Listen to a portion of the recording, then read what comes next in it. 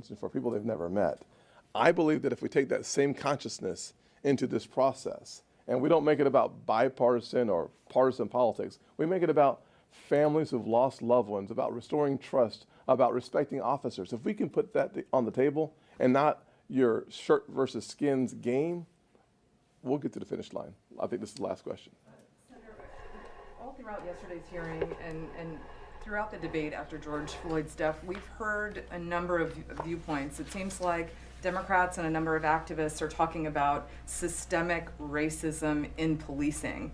I don't hear any of you saying that. How does that, I could be wrong, I just didn't hear that yesterday, other than, Chairman Graham talked a bit about that potential. But I wonder, how does that difference really affect the outcome of this bill? How does it affect your chances to get to a solution if you don't agree on the problem? Well, I would say that if you look at the legislation and you look at the House legislation, you would have to come to the conclusion from a training perspective, the importance of de-escalation, the duty to intervene. Chokeholds is a place where you have common ground. I think if you look at the importance of data collection, you would say without any question, the Senate wants more information on serious bodily injury and on the use of force that leads to death. The House bill says they want information on all uses of force.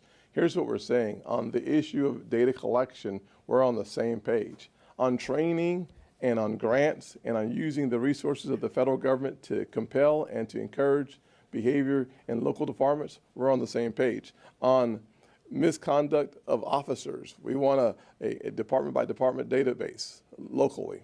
They want a state database. The president in his executive order speaks about a national database.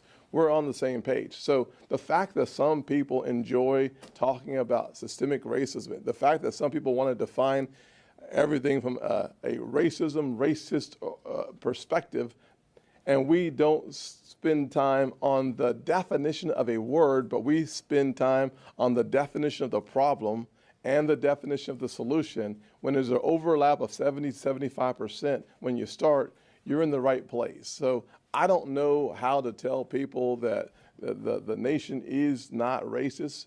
I'll try again. We're not a racist country. We deal with racism because there's racism in the country. Both are mutually true. They are both true, not mutually exclusive. So I don't worry about the definitions that people want to use. It's good for headlines, but it's really bad for policy. We're going to focus on getting something done. Thank you.